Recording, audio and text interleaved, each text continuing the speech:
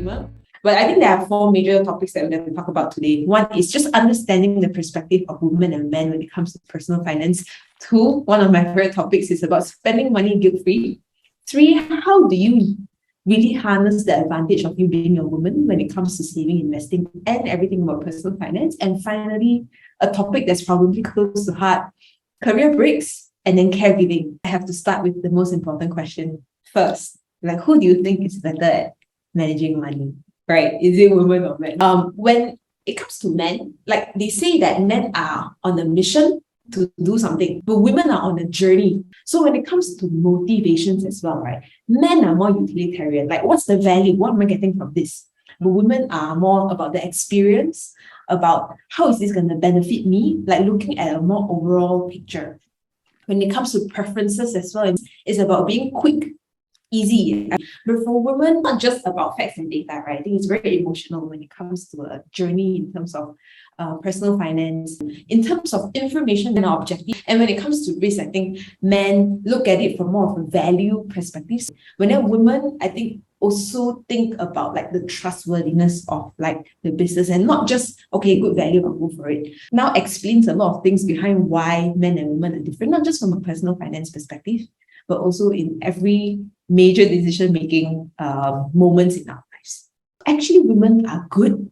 It's just that they have a lot more consideration areas before they make a decision. So, but that's a bit about, women versus men. Maybe now you learn a bit more about yourself, and then we can move towards a bit about guilt-free spending, which is something I enjoy. I learned this thing called money down. What derives joy from you is different from other people. And you want to be guilt-free when you spend on these things. You should dial down your spending on these items that don't bring joy and not important to you, and dial up on things that make a lot of sense to you. When we take aside, like, maybe half your money goes to needs, and then like you already save like 10% and you invest 10%. This is like really simplistic sense. You have some money left for guilt-free spending, and that's where the money dials come in.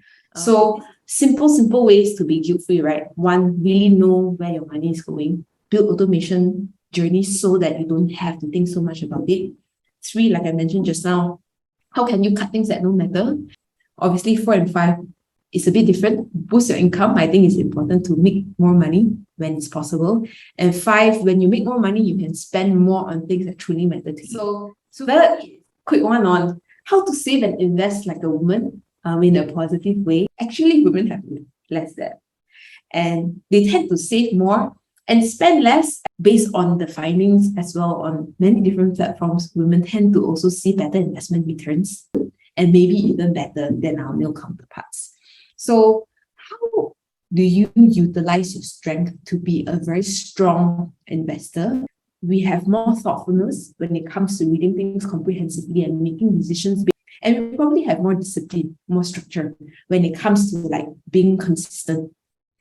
We also have a lot of curiosity and interest when it comes to learning. I think women tend to have more like connections, and they like to build more relationships with people. I think women are also generally more open to collaboration and open to listen to others. Last two parts are a bit about career breaks and caregiving.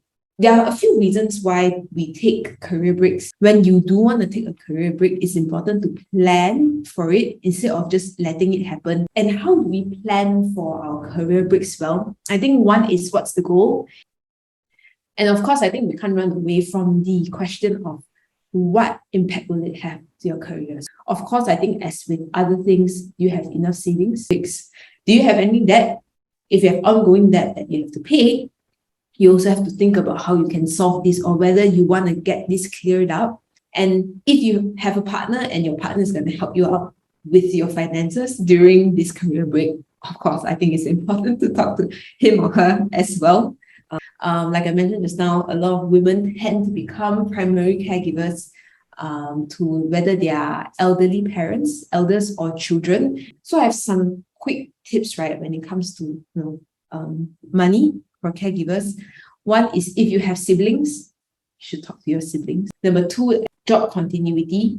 3rd is, look at your current financial standing. Last few, you probably need to think of a new household budget. Next, evaluate your emergency funds. And depending on the situation, is life insurance something that you have to consider as well?